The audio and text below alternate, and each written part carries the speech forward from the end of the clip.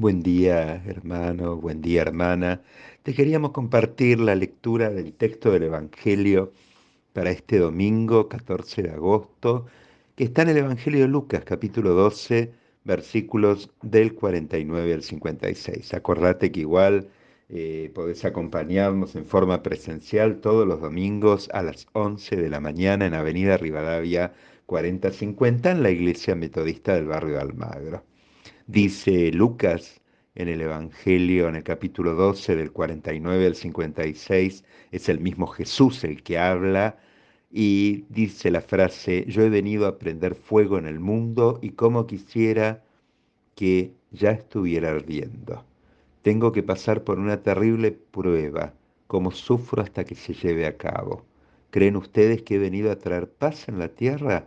Les digo que no, sino división, porque de hoy en adelante 5 en una familia estarán divididos, 3 contra 2 y 2 contra 3. El padre estará contra su hijo y el hijo contra su padre, la madre contra la hija y la hija contra su madre, la suegra contra su nuera y la nuera contra su suegra. Jesús también le dijo a la gente: cuando ustedes ven que las nubes se levantan por occidente, dicen que va a llover y así sucede. Y cuando el viento sopla del sur, dicen que va a hacer calor y lo hace. Hipócritas, si saben interpretar tan bien el aspecto del cielo y de la tierra, ¿cómo es que no saben interpretar el tiempo en el que viven?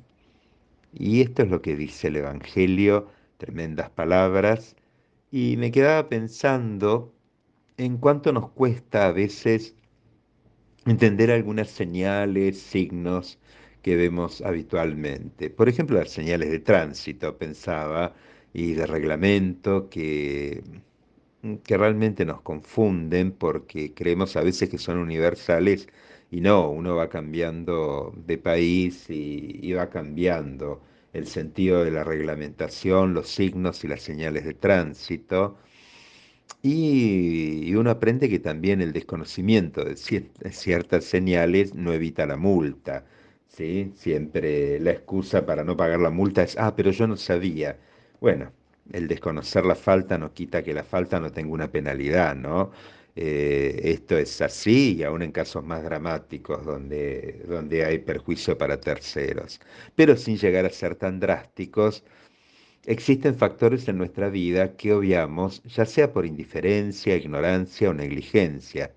En este pasaje que acabamos de ver nos encontramos con un Jesús poco habitual para las palabras que usa, fuertes, demandantes y hasta que nos parecen violentas, ¿sí? En su época no existían obviamente los autos y las rutas o autopistas, pero lo cierto es que existían una serie de elementos que hacían a los usos y costumbres de aquel tiempo, cosas tan elementales como ver el cielo, a ver si llueve o no, o cómo afecta una cosecha.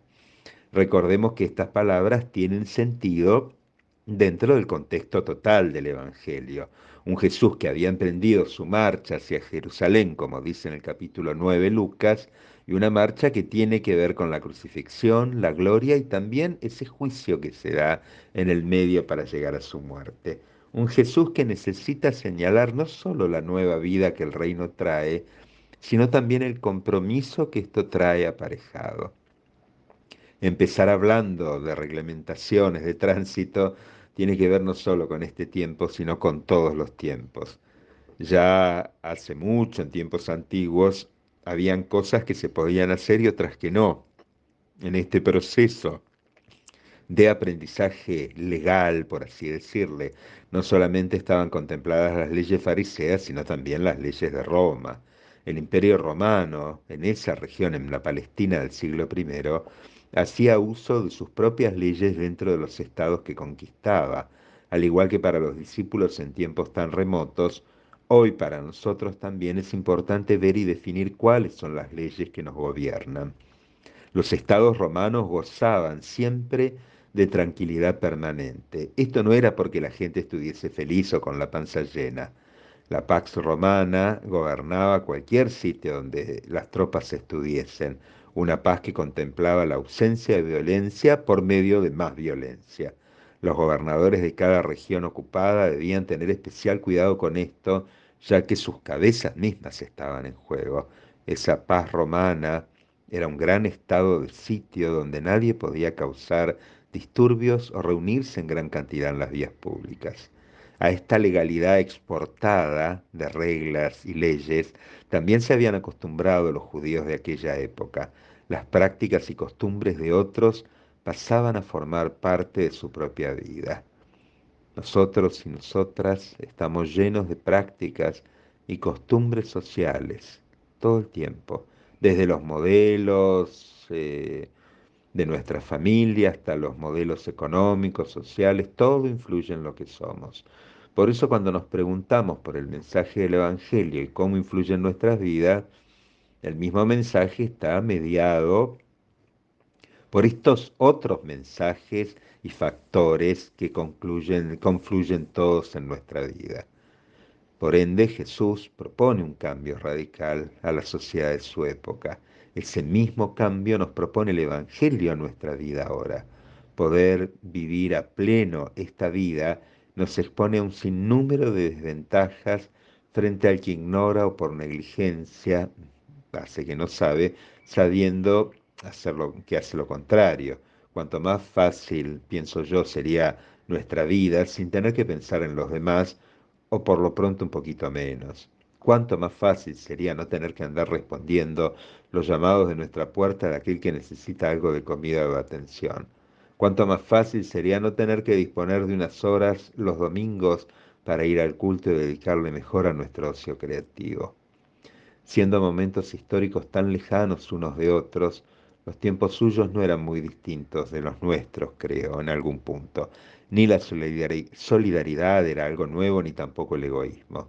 Sí era algo nuevo y distinto la buena nueva de Jesús a la humanidad.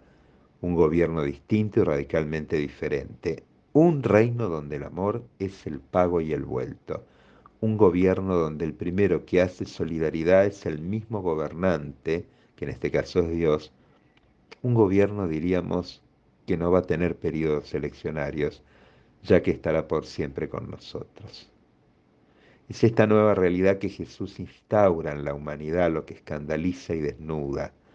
Ya no es posible la negligencia y creo que ya no es posible actuar mal a sabiendas que lo hacemos con mala intención. Es tan fuerte el mensaje de salvación que aún el pecado de la familia se desmorona. En nuestra experiencia de fe muchas veces no entendemos cómo si el mensaje de Cristo puede resultar en mí, no es igual para el resto de la familia. ¿Por qué yo creo y milito esta fe y el resto no? No nos equivoquemos tampoco, no es esta la señal para que nos peleemos con todos nuestros familiares y amigos que no han aceptado el Evangelio. Esta es la señal clara que las palabras de Cristo han entrado en nuestro corazón y eso es muy importante. Quien no se conflictúa por el descreimiento del otro a quien ama, yo creo que no entiende la propuesta del Evangelio. Entonces, la pregunta sería, ¿cuál es la alternativa para esto? Para quienes hemos aceptado la gracia de ser discípulos y discípulas, reconociendo que la única paz duradera viene de manos de Cristo, la alternativa es poner nuestros ojos en Jesús, como dice el apóstol, ir en pos de la carrera que tenemos por delante, ser claras señales del reino por venir, sabiendo que cualquier gobierno depende no solo del testimonio de su soberano, sino también de sus súbditos. Oremos en este tiempo para que puedan vivir con claridad y sin confusión nosotros y otras personas el amor de Dios en medio de su pueblo. Que así sea para este tiempo.